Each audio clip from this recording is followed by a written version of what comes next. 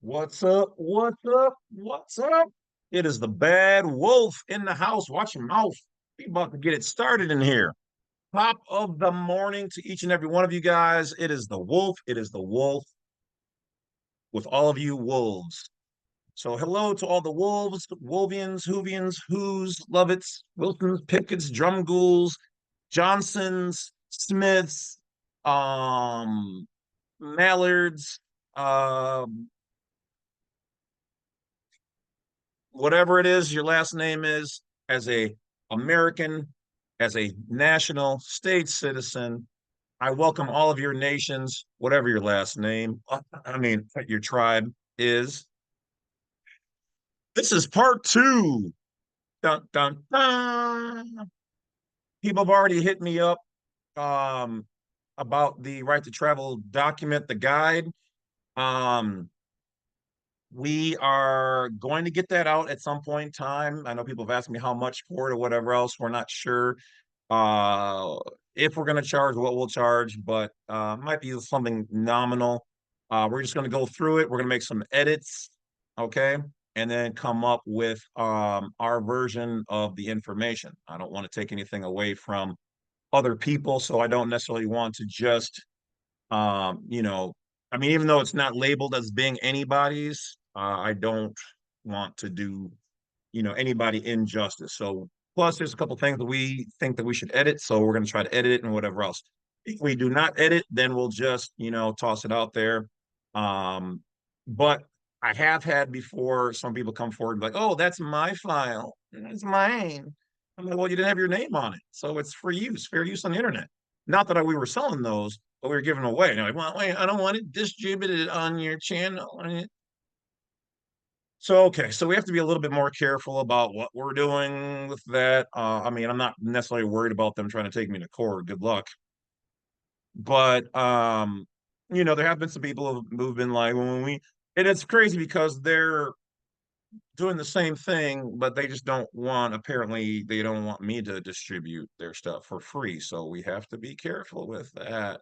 Everybody's got a big ass stick up their, well, not everybody, but you guys get what I'm going with it. Anyway, as always, guys, don't worry, we'll make it happen, Captain, one way or another. It's easy peasy. So thank you for supporting. Thank you for reaching out. Please go to Black Site 32 if you have not joined the newsletter. Thank you for the people who already have done that. Join that. Thank you to the people who have joined the Wolf Pack because that does help me out monthly. Thank you to the people who've gone to Black Site 32 to donate and to get all their information, and realizing that I am not in your DMs. Do not fall for fake accounts pretending to be me. All right. Please be careful. All of my real social media can be found on Black Site 32 with a link to the correct one. So be careful about the spelling. If they're asking you for money or whatever else, personal information, naughty pictures, well, those that might be me if you're illegal. No, I'm just kidding. Just kidding. Um, those are none of that. I will never ask for any pictures, money, codes, crypto, nothing from you. The only thing I ever want from any of you guys is to listen to this information, hit the bell, like, and subscribe, and share if you feel so moved.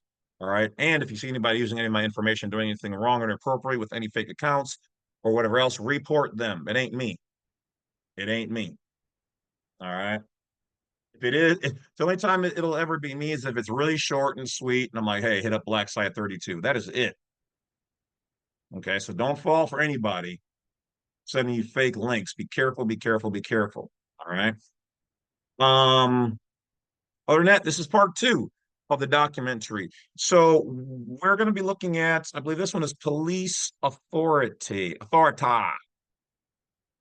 You will respect my authority. Let's see where we're at here. Okay, yes, police authority. So we're going to be delving into what the law actually says, the Constitution, the states.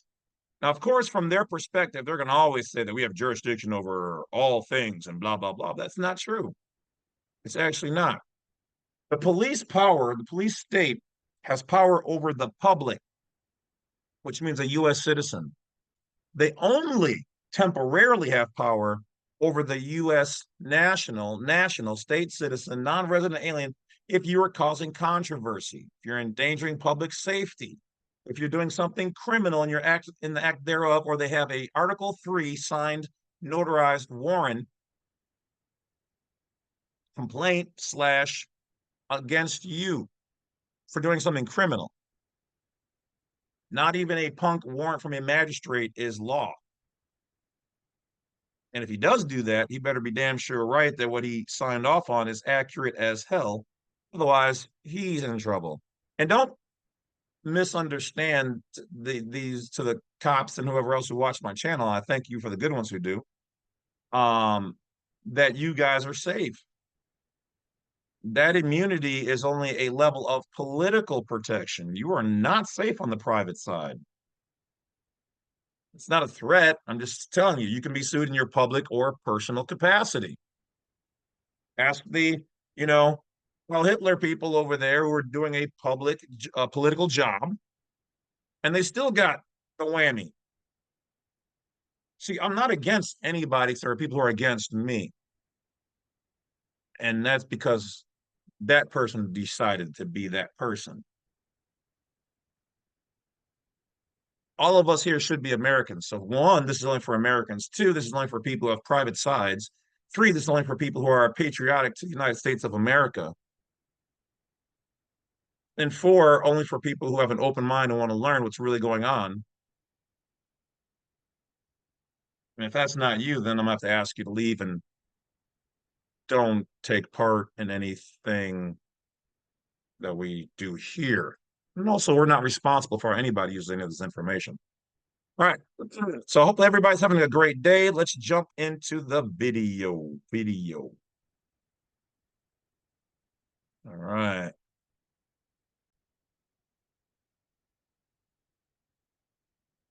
Take it away, Sam. Or whatever your name is. Police authority. In order to understand police power, it should be understood what police are. When a man hears or thinks of police, his mind sees a public employee with a uniform, usually adorned with assorted weaponry. The word police is a conjugal derivative of policy. There are three branches of government: legislative, executive, and judicial. The legislative body writes policy, the executive branch enforces that policy, and the judicial resolves conflicts of policy. Government employees only fall into one of three categories. If the employee is not a member of the judiciary or a member of the legislature, then he is a member of the executive branch, no matter municipal or state or his status.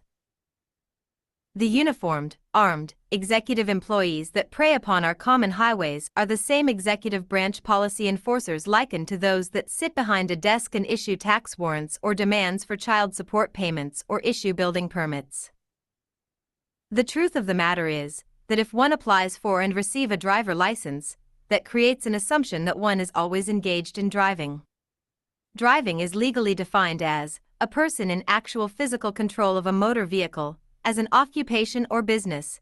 Don't forget the underlying criteria of being paid for services rendered. The police power is exercised for the promotion of the public welfare by means of the regulation of dangerous or potentially dangerous business, occupations, or activities. 16A, which means that they are there for commercial. Motor vehicle means commercial, occupation or business, trade within the United States, corporation on paper in that physical area, but they don't own the physical area. We do, as the Republic, as nationals. We own the land. They supervise that which goes over in the same shared area, but they do not own the area and all things in it. They own what's on the commercial side. Issuing building permits. Child support is not a government agency. They are a private for-profit entity backed by the government, which is actually a conflict of interest because they work together. These are all lawsuits, people.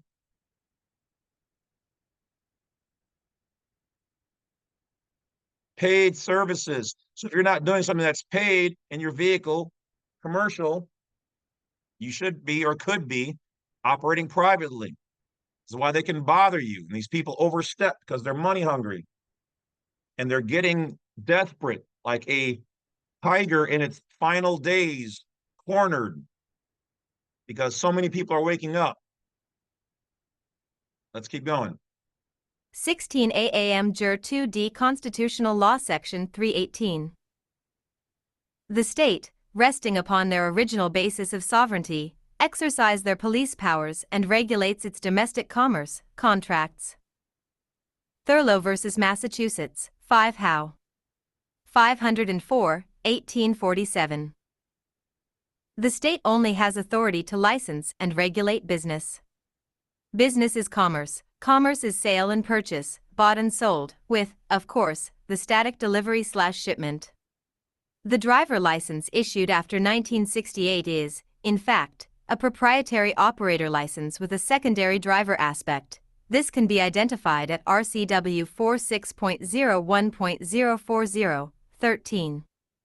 That's why, and how, the policy enforcement employees are able to randomly interfere with the public at large, through lack of notice, and policy that is so deliriously fragmented that a man of average intelligence could not understand it to be anything other than what is facially posited.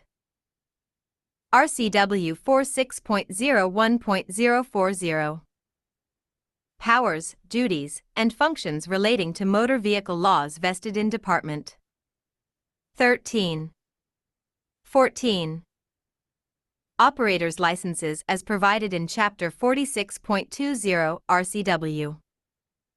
Later in is discussed the state of Washington's spurious introversion of operator and driver, but do not mistake the illusion that a license is not in fact permission to operate a business. The constitutional right of every person to pursue a business, occupation, or profession as a paramount right is subject to government regulation and restriction and as such is subject to reasonable use of police power. If a business itself is a proper subject of police regulation, so are all its incidents and accessories such as the manner of conducting the business. 16 AAM Jure 2D Constitutional Law Section 372. Since it is a universal rule that every business or occupation itself is subject to proper police regulation for the public interest, it logically follows that the right of every person to pursue a business, occupation, or profession is subject to the paramount right of the government as a part of its police power to impose such restrictions and regulations as the protection of the public may require. It's understanding that there is a public side. There's always the mirror verse. They have to mirror, see everything that they're talking about, everything that they say, oh, we have control over it. All of their public administration, it's in the word public. They created that term, but they took it from the private. They are thieves. They are vampires. Everything that was already done in the private, they made a public version of it so that they can control it. Nobody can control the private. There's no official private book. Welcome to living in the private. There isn't.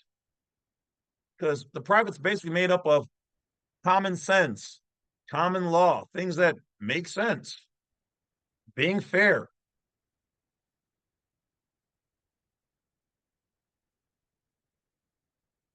That's it. So what did they do? They made a controllable version of it. Let's go. Require. Fraser versus Shelton, 320 IL 253, 150 N.E., 696, 43 ALR 1086C. Also Anthony v. Texas Infra. As stated above at AM Jure Section 372, again are the words incident followed by manner. In this context, the actual commission of driving a passenger is incidental to the operation of the business. Likewise, it is well established that the operation of a business and the driving of an automobile are two absolutely distinct actions, until the automobile becomes the business. This is where the restrictive nature of a license comes to bear. The license which is required restricts business use as well as types of business and the incidentals, load capacities, nighttime driving, chemical containers, explosives and oversized vehicles to name a few. These things may be prohibited. These types of motor vehicles are categorized and the drivers thereof are classified. See RCW 46.25.080. It is, however, with no small measure of deference, that the definition of private carrier is again fragmented and encrypted in yet another title of the statutes, as to what exactly is intended by the phrase, use of the highways for gain. RCW 81.80.010, 6. A private carrier is a person who transports by his or her own motor vehicle, with or without compensation, property which is owned or is being bought or sold by the person, or property where the person is the seller, purchaser, lessee, or bailee and the transportation is incidental to and in furtherance of some other primary business conducted by the person in good faith. The highways of a state are public property, the primary and preferred use of which is for private purposes. Their use for purposes of gain may generally be prohibited by the legislature. Stevenson v. Binford, Supra. Under its inherent police powers, the state has the right to regulate any and all kinds of businesses in order to protect the public health, morals, and welfare of its people subject to the restrictions of reasonable classification. Allender v. City of Homewood 254 ALA 525, 49 So 2D 108. As shown above, where the intent of a statute or the execution of a statute must be determined by referring to other parts of a statute or a separate statute altogether, one must invoke the whole Act rule as the separate chapters and separate statutes must be read in para materia. The plain meaning of a statute may be discerned from all that the legislature has said in the statute and related statutes which disclose legislative intent about the provision in question. Depth of Ecology vs. Campbell and Gwynn, LLC, 146 WN, 2D1, 43p.3d4. We emphasize that W.E. read the plain language of the statute as a whole, and interpret its provisions in harmony with other statutes in the same chapter and related chapters. Huddy on Automobiles 6th ed., Section 222. Intrastate or interstate.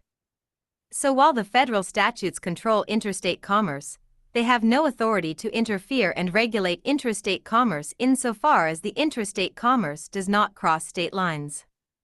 See also generally 49 U.S.C. 30103, for comity of regulations.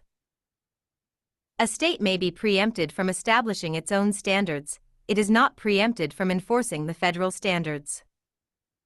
Sims v. State of Florida, Department Highway SFTY MTR V. 862 F2D 1449. But very different considerations apply to the internal commerce or domestic trade of the states. United States v. Best, 573 F.2D 1095, 9th Circle 1978, citing 72 U.S. 5 Wall. 462, 1866.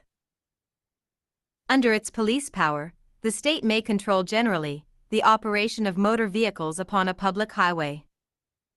Cohen v. City of Hartford 244 Con 206, 710A2D 746.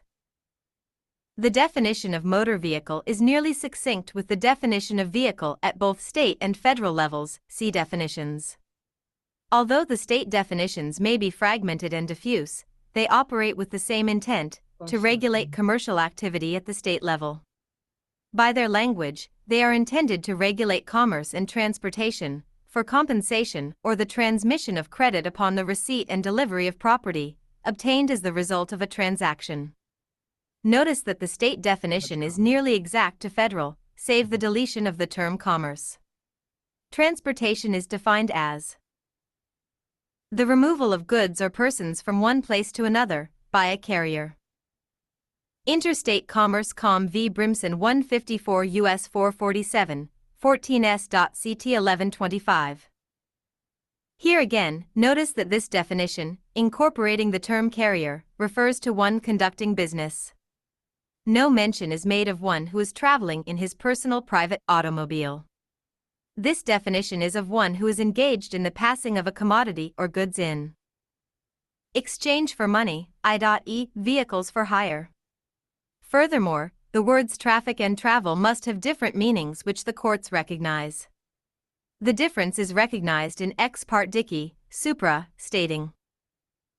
In addition to this, cabs, hackney coaches, omnibuses, taxicabs, and hacks, when unnecessarily numerous, interfere with the ordinary traffic and travel and obstruct them. Interstate Commerce Com v. Brimson above. The court, by using both terms, signified its recognition of a distinction between the two. But, what was the distinction? We have already defined both terms, but to clear up any doubt, the word traffic is manifestly used here in secondary sense, and has reference to the business of transportation rather than to its primary meaning of interchange of commodities. Allen v. City of Bellingham 95 Wash 12, 163 p. 18. Here the Supreme Court of the State of Washington has defined the word traffic, in either its primary or secondary sense, in reference to business, and not to mere travel. So it is clear that the term traffic is business-related and therefore, it is a privilege. The net result being that traffic is brought under the police power of the legislature.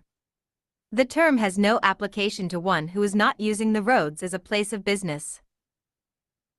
Traffic thereon is to some extent destructive, therefore, the prevention of unnecessary duplication of auto transportation service will lengthen the life of the highways or reduce the cost of maintenance. The revenue derived by the state will also tend toward the public welfare by producing at the expense of those operating for private gain, some small part of the cost of repairing the wear. Northern Pacific RR Company v. Schoenfeld 123 Wash 579, 213 p. 26. In the above case, the word traffic is used in conjunction with the unnecessary auto transportation service, or in other words, vehicles for hire. The ultimate test of the proprietary police power regulations must be found in the 14th Amendment to the U.S. Constitution, since it operates to limit the field of the police power, to the extent of preventing the enforcement of statutes in denial of rights that the amendment protects. See generally Parks v. State, 159 IND 211, 64 NE 862 as to procurement of a license for the public practice of medicine. With regard particularly to the U.S. Constitution, it is elementary that a right secured or protected by that document cannot be overthrown or impaired by any state police authority. Connolly v. Union Sewer Pipe Company 184 U.S. 540. Lafreniere v. Grand Trunk Railway of Canada 84 Me 286, 24A, 848, O'Neill v. Providence Amusement Company, 42 RI 479, 108A, 887. The police power of the state must be exercised in subordination to the provisions of the U.S. Constitution. Buchanan v. Worley 245 U.S. 60. Panhandle Eastern Pipeline Company v. State Highway Com 294 U.S. 613. It is well settled that the constitutional rights protected from invasion by the police power include rights safeguarded both by express and implied prohibitions in the constitutions. Tisch v. Osborne 131A 60. As a rule, fundamental limitations of regulations under the police power are found in the spirit of the constitutions, not in the letter, although they are just as efficient as if expressed in the clearest language. Mellows v. City of Milwaukee 156 WIS 591, 146 NW 882. The 14th Amendment does not interfere with the proper exercise of the police power, in accordance with the general principle that the power must be exercised so as not to invade unreasonably the rights guaranteed by the United States Constitution. It is established beyond question, though, that every state power, including the police power, is instead limited by the 14th Amendment. The case of Chicago versus Banker below is a cumulative ruling exercising the charter restriction, emphasizing the difference of vehicle operator from the personal private traveler, and further employing the rule expressio unius est exclusio alterius.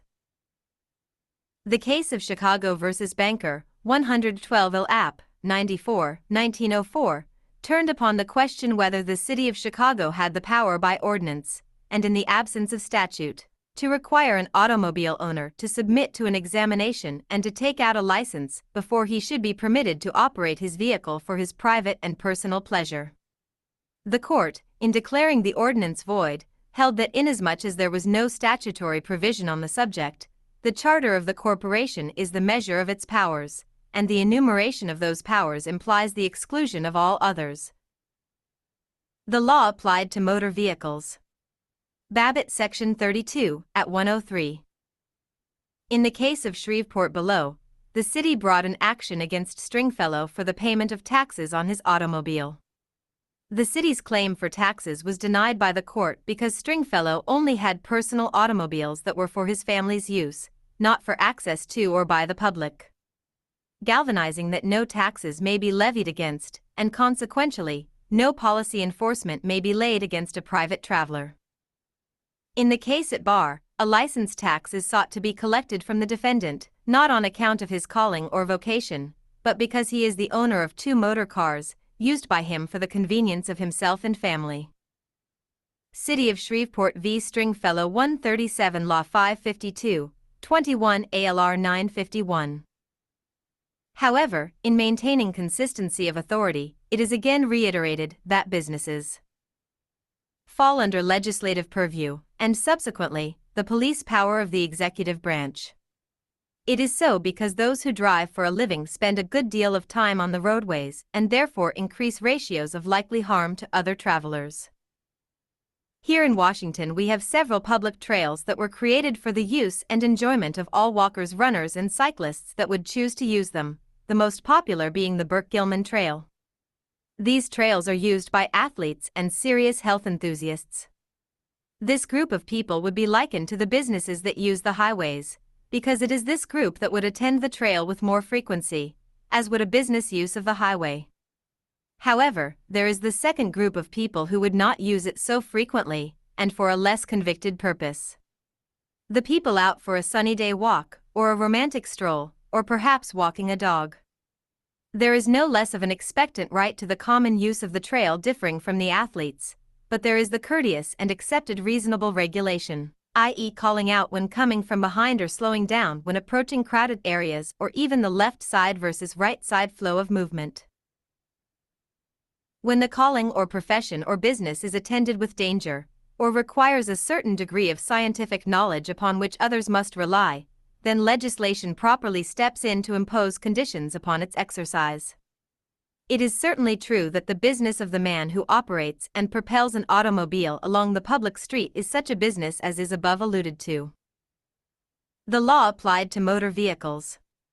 Babbitt Section 27, at 101 citing, State v. Swaggerty 203 MO 517, 1907, citing Railroad v. Beckwith 129 U.S. 29. See also Radnor Township v. Bell 27 Pascals a Super. CT 1, 6, 1904. Some employments in which integrity is of vital importance it may be proper to treat as privileges merely, and to refuse the license to follow them to any who are not reputable. The law applied to motor vehicles. Babbitt Section 30, at 102 see also Freund, Police Power, Sector 651. Due process, void for vagueness. Here in this section, it is plead that the state statutes are vague as to their text. The statutes do not expressly include personal use of an automobile in and of their regulatory scheme. The statutes make no mention of any use other than commercial. As is indicative of the breadth of dictum set forth herein, it is a fact the state has no authority to stop and harass personal private travelers in their use of the common highways, by any pretext. The state statutes do not specifically include private conduct, ipso facto they impliedly exclude private and personal conduct. The state has the burden of defeating all arguments herein by a mandatory showing that private and personal conduct can be, or is properly, within the scope of the statutes hereby challenged. If the statute is silent or ambiguous with respect to the specific issue, the question for the court is whether the agency's answer is based on a permissible construction of the statute. Chevron USA, Inc. v. Natural Res Def Council Incorporated 467 U.S. 837. The right of reasonable regulation is a modification of the sweeping generalization that every person has a right to pursue any lawful calling. Restrictions and regulations may be imposed within proper limits without in any way impairing the fundamental right to engage in occupations. Thus, the state may demand skill requisite with the subject matter involved for public protection in those callings in which incapacity would injuriously affect the public, unless an act restricting the participation of a citizen in ordinary occupations can be shown to fall within the police power. Such act is void as violating the constitutional right of the citizen to liberty and the pursuit of happiness. 11 A.M. Jure Constitutional Law Section 337, citing Fraser v. Shelton, 320 IL 253, 150 N.E., 696, 43 ALR 1086. See also Anthony v. Texas Infra. However, it has also been held that statutory authority to prescribe traffic rules is strictly construed and that an ambiguity in a Motor Vehicle Act should be read in favor of the motor vehicle operator because personal interests are at stake. AM Jure 2D Automobiles Section 16. Now the judicial branch is a co-conspirator in the initially legislative, subsequently executive, licensing scam. Private travelers run the risk of being stopped and harassed for not having license plates on their personal property automobiles or a driver license. But by what authority? Clearly the state has no authority or jurisdiction concerning private affairs. This writing goes back 100 years to get resolution as to the licensing scheme. The fact that the police use commercial license statutes to interfere with personal affairs is clearly inconsistent with the history of and intent of the driver license. The statutes are void for vagueness as being overly broad and void for want of substantive due process, by failing to provide notice of the distinctions in traveling, whereby not clearly and succinctly delineating the differences and establishing proper authoritative and jurisdictional guidelines. A statute is constitutional or unconstitutional in accordance in the way in which it operates and the effect that it has. The constitutionality of an act depends on its real character and on the end designed to be accomplished, rather than on its title, for the professions as to its purpose which may be contained in it. Mere declaration cannot give character to a law or turn a legal operation into legal. Courts should consider the true operation and effect of the law which must be dealt with on the basis of the practical results which follow its operation and not alone by the legislative declarations contained therein. As we said in both of these cases, the legislative body cannot change the real nature and purpose of an act by giving it a different title or by declaring its nature and purpose to be otherwise, any more than a man can transform his character by changing his attire or assuming a different name. State v. Slavin, 75 WN.2d 554, citing 16 AM. Jure. 2d Constable Law Section 150, Bunting v. Oregon 243 U.S. 426, 37S, CT 435, Aberdeen Save. And Loan Association v. Chase 157 Washington 351, 289 Pac 536, Jensen v. Henneford 185 Washington 209, 53p, 2d 607, Clark v. Sieber, 48 WN 2d 783, 296p, 2d 680. In the case of Attorney Gen of New York v. Soto Lopez, the court determined that the state must state with particularity the compelling state interest or intent of the policy. Notice the use of the word compelling, not competing. A competing state interest may be found by comparing, for instance, the right of privacy of a sex offender to live at an unpublished location, against the state's interest to protect the public and publicize his location for the safety of the public.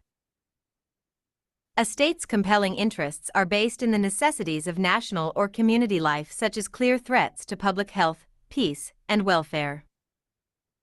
States have a compelling interest in the practice of professions, and as part of their power to protect public health and safety and other valid interests, they have the broad power to establish standards for licensing practitioners and regulating the practice of the profession. Lenders Service Incorporated v. Dayton Bar Asso. 758 F. Sup. 429 C. Also Munns v. Martin 131 WN 2D 192. Note the correlations of public health and safety. The personal private use and enjoyment of the highways is neither an existing threat, as in the former, neither an impending threat, as in the latter. The state's use of a private for-hire classification in one statute, and a vaguely written driver licensing statute, is an attempt to surreptitiously create or manifest some potential threat generated by all who use the roads and highways. These may be construed as fraud, because the courts, and the Attorney General, and other statutes have already confirmed that it is commerce that creates the threat. Further, the licensing statutes reach unconstitutional vagueness, because elemental in their failure to provide notice, the statutes do not define with specificity a rational basis for including, covertly, the personal and private use of the highways and how it reasonably relates to licensed commercial activity, which would have to be done consistent with the threat discussed above. The traditional test for a denial of equal protection is whether the challenged classification rests on grounds wholly irrelevant to the achievement of a valid state objective. Turner v. Fouché, 396 U.S. 346. For a classification to be constitutional, there must be 1. Real or substantial difference in kind of persons it defines, and 2. It must bear a rational relation to the evil to be remedied. Gross v. Dealers Transport Company, 412 Ill 179, 106 N.E.2 D 124, cert. Denied, 344 U.S. 837. The statute policies challenged are enforced in excess of their historical legislative intent, by the police at their individual discretion. The chapter-by-chapter cross-reference search needed suffers only to establish there to be absolutely no link or suggestion that private and personal use of a personal automobile is even remotely implied, and further fails in submission to the narrowing rule, wherein if the suspect statute were stripped to its bare minimum intent, could that intent include the private and personal use of a personal automobile, and thus requiring a driver license? No. Why? Because if the statute had a compelling state interest, declaring a threat by the private and personal use of a personal automobile, the statute policies could not possibly contain language giving discretionary ability to police. The statute policy is enforced in excess of its historical legislative intent, and is per se banishment, when the police exercise discretionary functions, whereby penalizing private travel by arrest and imprisonment, for the enjoyment of the common highways. While all property is held subject to the right of government to regulate its use in the exercise of the police power, Figarski v. Historic District Commission, 171 Con 198, 368 A.2 D 163, if regulation goes too far, it will be recognized as a taking. Internal quotation marks omitted. Lucas v. South Carolina Coastal Council, 505 U.S. 1003, 112 S, CT 2886. See also Cohen et al. v. City of Hartford 244 Con 206, 710 A.2 D 746. The Lucas ruling above declares that enforcement in excess of statute constitutes a taking. A taking requires compensation by constitutional authority, or restriction as it may be, by law of eminent domain. Also included in due process is the vagueness doctrine. Anthony argues the unwritten policy is inherently vague and the vague statutory language permits selective law enforcement. There is also a denial of due process where inherently vague statutory language permits selective law enforcement. Smith v. Gogwin, 415 U.S. 566, 576, 94 S, CT 1242, 39 L, ed. 2D 605, 1974. In order to satisfy constitutional due process requirements, the statute or regulation must provide adequate notice of the required or prohibited conduct. Freeman United Coal Mining Company v. Fed, Mine Safety and Health Review Common, 323 U.S. App, DC 304, 108 F.3D 358, 362, DCCIR 1997, C. Grained v. City of Rockford, 408 U.S. 104, 108, 92S, CT 2294, 33L, ed. 2D 222, 1972. Papa Christou, 405 U.S. at 162, State v. Holcomb, 187S.W.3D 496, 499, Texas CRIM App, 2006. Although the regulation must give fair warning in light of common understanding and practices of the prohibited conduct, the regulation is not required to be mathematically precise. Grained, 408 U.S. at 110, ex part Anderson, 902S.W.2D 695, 698, Texas App, Austin 1995, Pet. Reft. The regulation, though, must be defined with sufficient definiteness that ordinary people can understand what conduct is prohibited and in a manner that does not permit arbitrary and discriminatory enforcement. Holcomb, 187S.W.3D at 499. The unwritten policy at issue here is not premised on a violation of specific park rules. The policy delegates complete discretion to the police officer, and there are no guidelines for the exercising of that discretion. A reasonable person would not have fair warning of what conduct would violate that regulation. Not only are the policy's prohibitions not clearly defined, the policy presents substantial risk of arbitrary and discriminatory enforcement. While there is no evidence Poole used this policy in a discriminatory manner, the policy presents significant risk it could be used in such a manner. The unwritten policy is unconstitutionally vague. Due process is ordinarily absent if a party is deprived of his or her property or liberty without evidence having been offered against him or her in accordance with established rules.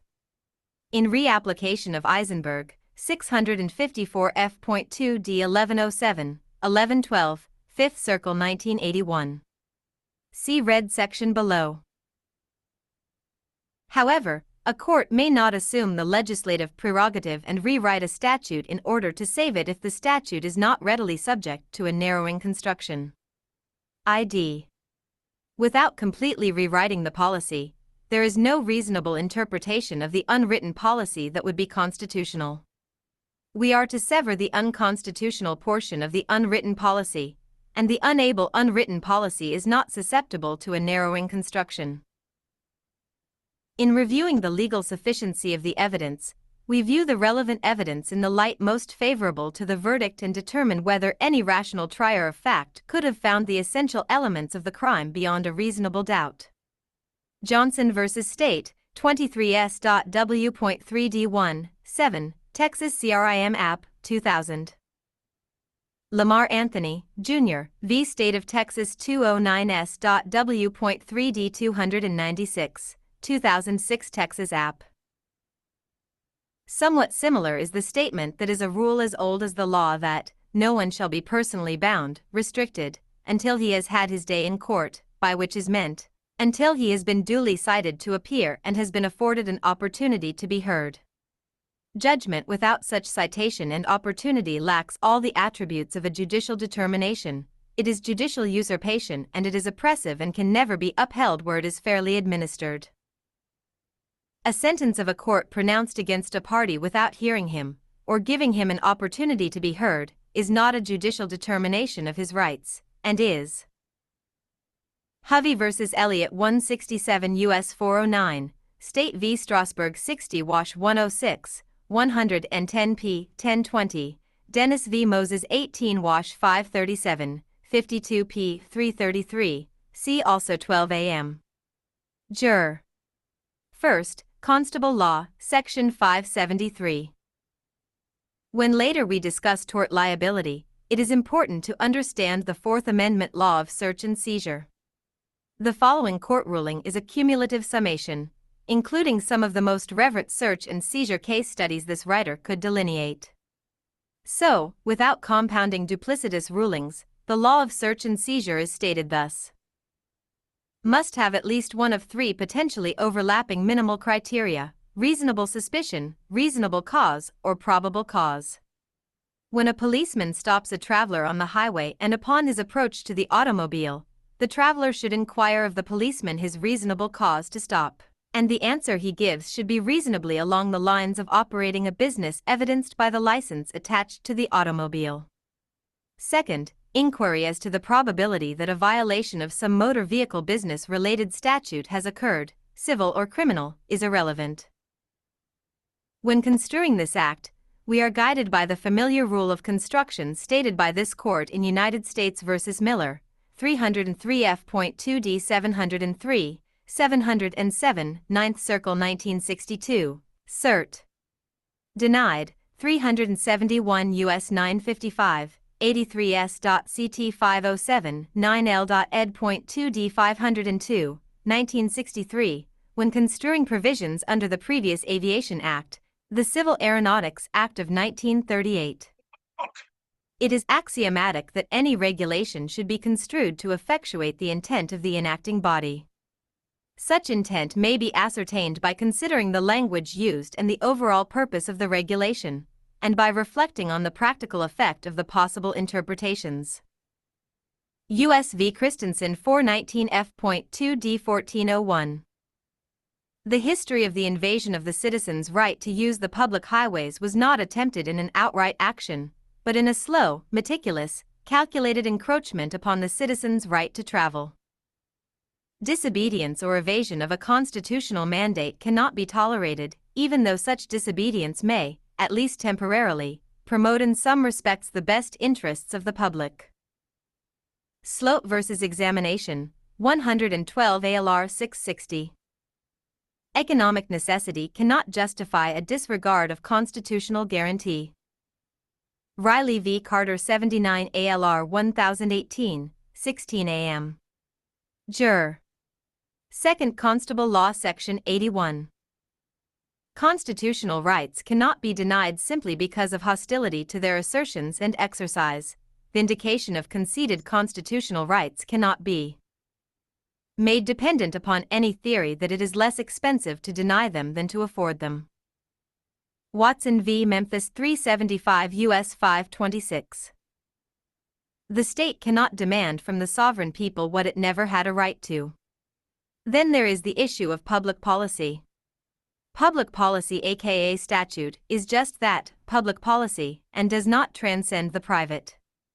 However, if this argument is used, it too must fail, as no public policy of a state can be allowed to override the positive guarantees of the U.S. Constitution. 16 AM. Jure. 2nd Constable Law Section 70. Statutes that violate the plain and obvious principles of common right and common reason are null and void. Bennett v. Boggs, 1 Baldwin 60. So even public policy cannot abrogate the citizen's right to travel and to use the common highways in the ordinary course of life and business. Therefore, it must be concluded that we have repeatedly held that the legislature may regulate the use of the highways for carrying on business for private gain, and that such regulation is a valid exercise of the police power. The act in question is a valid regulation, and as such is binding upon all who use the highway for the purpose of private gain. Northern Pacific R.R. Company v. Schoenfeld 123 Wash 579, 213 p. 26. It is possible to go on quoting court decision after court decision, but it is not necessary, because the Constitution itself tells us a government cannot legally put restrictions on the rights of the American people at any time, for any reason. Article 6 of the U.S. Constitution reads, "This Constitution, and the laws of the United States which shall be made in pursuance thereof, shall be the supreme law of the land, and the judges in every state shall be bound thereby, anything in the Constitution or laws of any state to the contrary not one word withstanding." In the same article, it says just who within our government are bound by this supreme law. The senators and representatives before mentioned, and the members of the several state legislatures, and all executive and judicial officers, both of the United States and of the several states, shall be bound by oath or affirmation to support this Constitution. The state cannot proceed upon presumption. The presumption that someone allegedly violated some business regulation is based on a presumption that someone was driving as defined by statute. The law against presumption is found in 5 ALR 3D 100 inference on inference etc. The rule that it is not permissible in making a case or proving an issue to draw one presumption based upon another presumption may be found stated in many cases. United States v. Ross, 1876, 92 U.S. 281, 23 L. ed. 707, Manning v. John Hancock Mutt. L. Inns Company, 1880, 100 U.S. 693, 25 L. ed. 761, Looney v. Metropolitan Arf Company, 1906, 200 U.S. 480, 50 Led 564, 26 SCT 303. The presumption that officials have done their duty is limited by the rule that a presumption cannot be based upon a mere presumption, and will not supply proof of independent, substantive facts, such as that a deficiency judgment was entered and docketed by the clerk of the court. Italic mine. Mahoney v. Boise Title and Tea Company, 1926, 116 Oklahoma 202, 244 p. 170.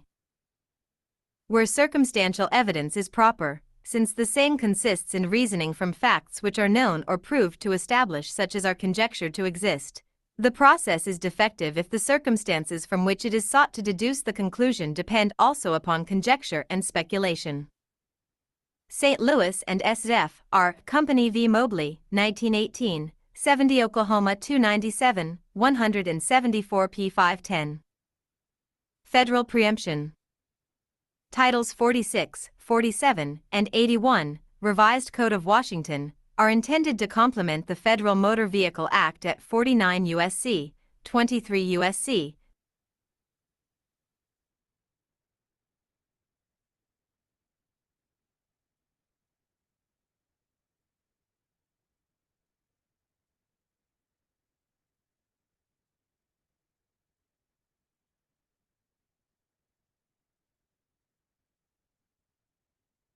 Hold on one good second, good people.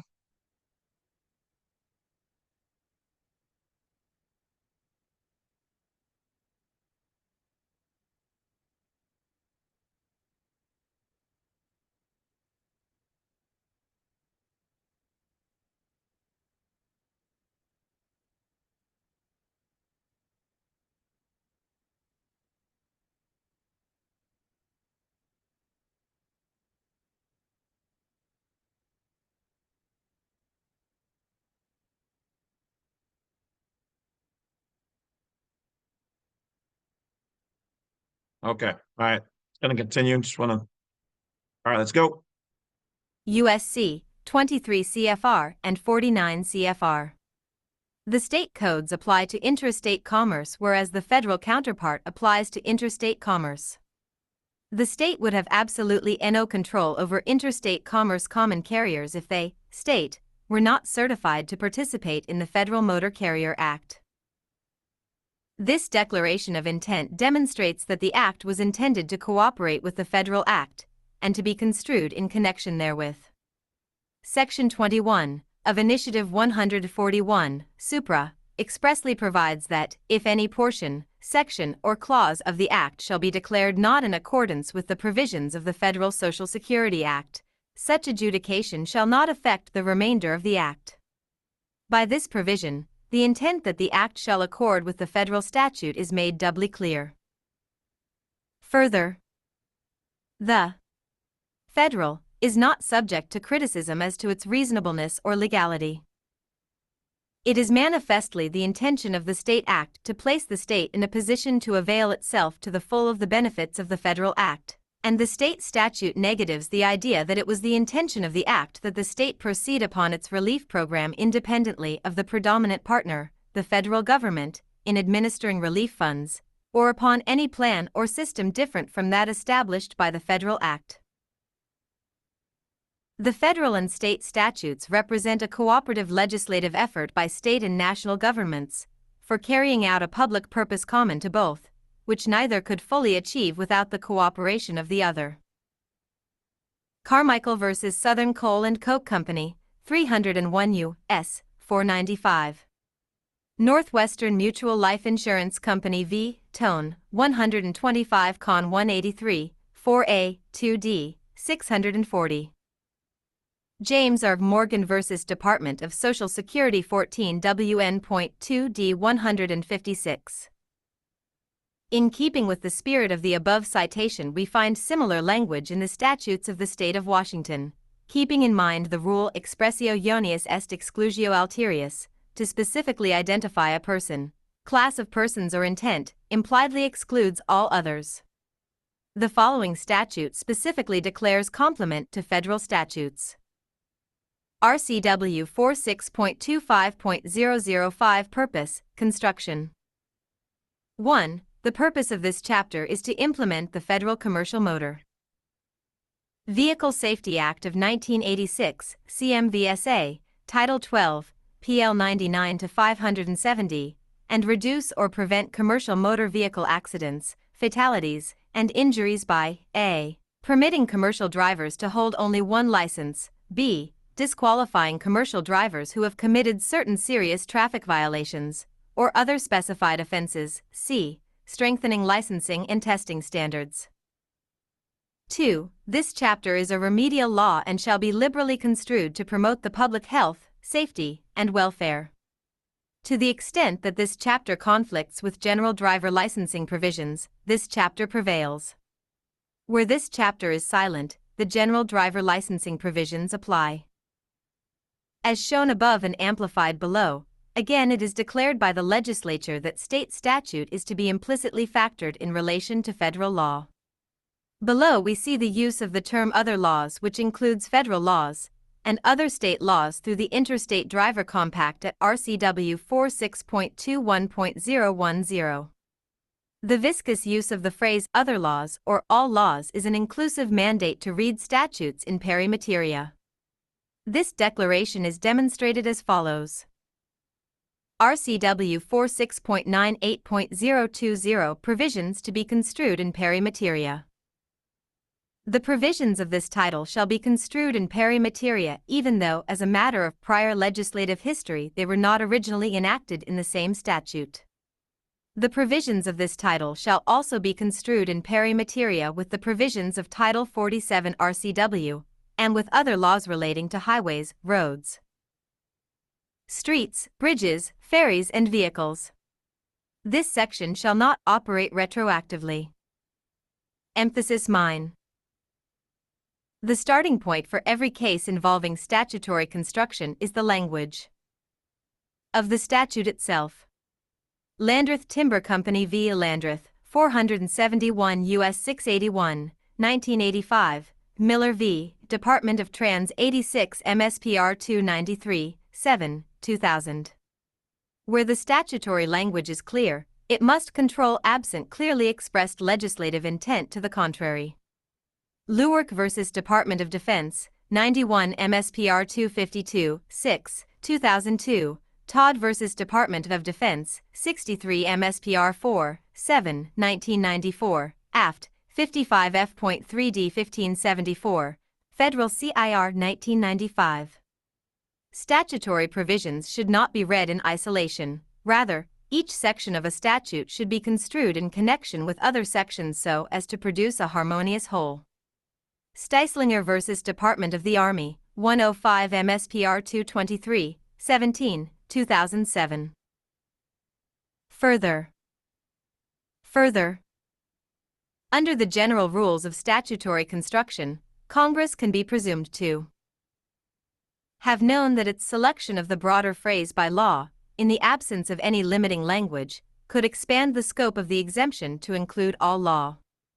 See Delia v. Department of the Treasury, 60 MSPR 22677 MSPR 224, 1998, Thomas overruled in part on other grounds by Gonski v. Department of the Interior, 86 MSPR 32, 2000. McLean v. Department of Homeland Security. Docket No. SF 0752-06-0611I2, 2009. United States of America Merit Systems Protection Board. Under the Supremacy Clause of the United States Constitution, the laws of the United States shall be the supreme law of the land, anything in the Constitution or laws of any state to the contrary notwithstanding. U.S. Constant. Art. 6 CL2. A state law which conflicts with federal law is unenforceable. In Re-Tax Appeal of Karsten, 22 Kansas App, 2D 882, 886, 924 P.2 D 1272, 1996. Because he purpose of Congress is the ultimate touchstone in every preemption case, analysis of a federal statute must begin with its text, including the structure and purpose of the statute as a whole. Medtronic Incorporated v. Allure, 518 U.S. 470, 135 L. ed. 2D 700, 116 S. CT 2240, 1996, quoting Retail Clerks v. Schermerhorn, 375 U.S. 96, 11 L. ed. 2D 179, 84 S. CT 219, 1963, and Gade v. National Solid Wastes Management Association, 505 U.S. 88, 120 L. ed. 2D 73, 112 S. CT 2374, 1992. As discussed above, some of those other laws, including but not limited to the following, are always construed in a commercial nature and intent as and by their predicate definitions contained in statute. They also show the congressional edict asserting superior force and effect, and any state law in conflict with that federal law as unenforceable. Title 23 Highways. Chapter 3 General Provisions.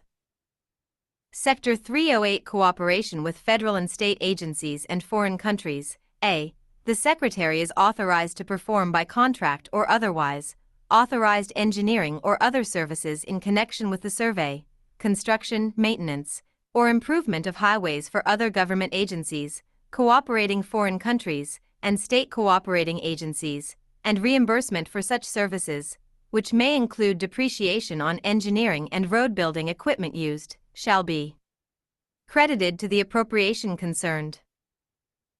Title 23 Highways. Chapter 1 Federal Aid Highways.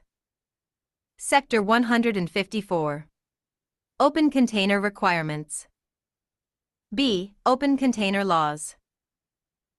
2. Motor vehicles designed to transport many passengers. For the purposes of this section, if a state has in effect a law that makes unlawful the possession of any open alcoholic beverage container by the driver, but not by a passenger.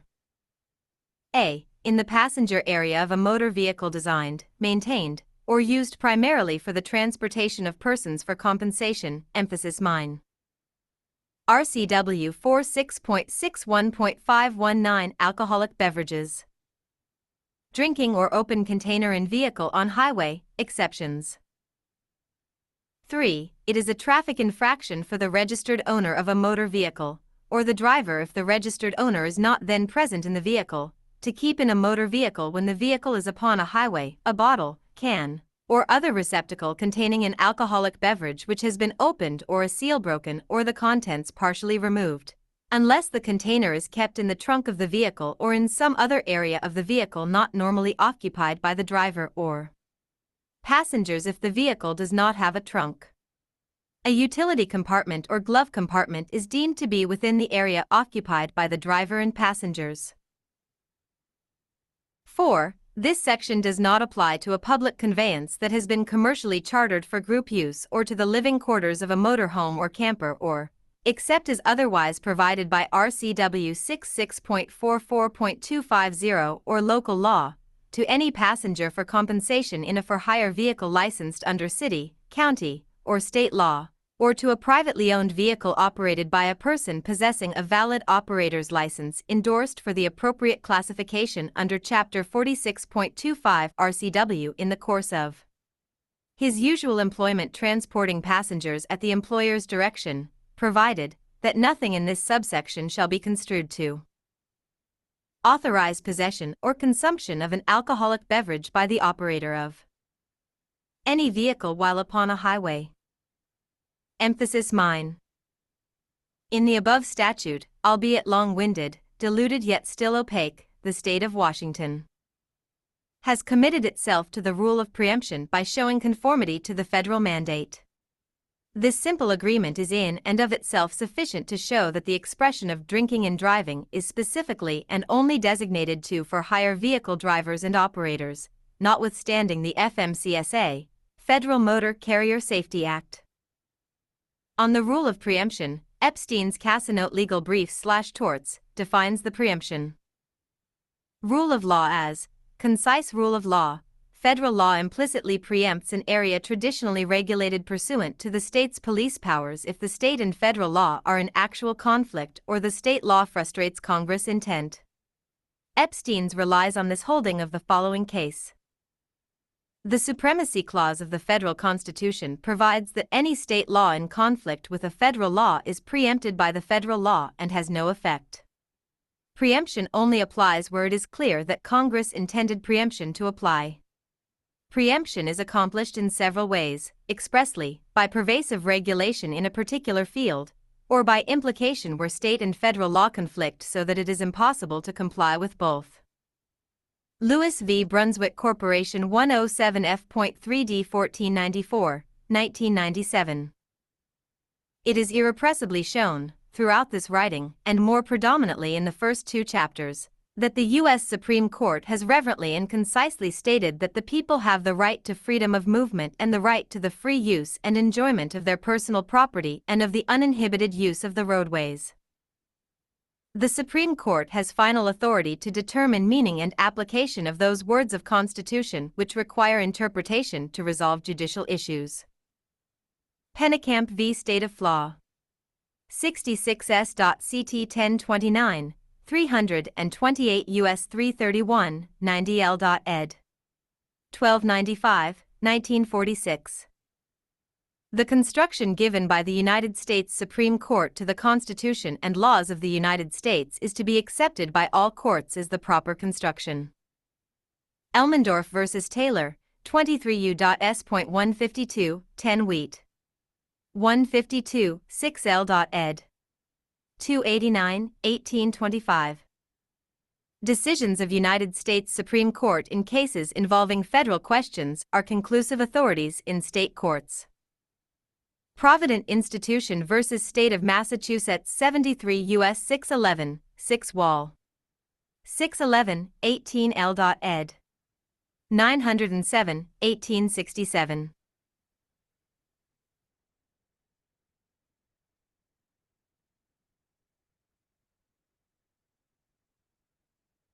There you guys have it. That is part 2. We have a part 3. Might be a part 5 or 6. I'll bring it to you shortly. All right. So once again, thanks everybody for listening. As you've seen, the next one is going to be into municipal, I believe it was regulations, right? Yep. So then we're going to see what the municipality and how they're defunct in certain things. You have to understand, the public side is for the public, private side is for the private. They need us in there. So, and they know that we have this right, but they don't think it's right and they don't like it because they're stuck behind the counter. But they need us. If we stop playing their whole system, we're bluey. Now, there will always be some people who want to be a part of it, and that's fine. I'm not even against that. What they're doing is helpful. But when you start infringing on my rights, when you start bothering me because I drive a nice car or my color or his car, a nice car, or his color and a bad car, or it's got these rogue police officers, sheriffs, agents of whatever else doing things against the Constitution. It's not okay. Not okay. Not in my America. So I'll talk to you guys later. Be looking for the third shortly, maybe even today. So I'll talk to you guys later. Hope you guys enjoyed this. Let's get going. These are your rights and freedoms. Use them if you want. If not, you lose them. That's how it is. Talk to you later.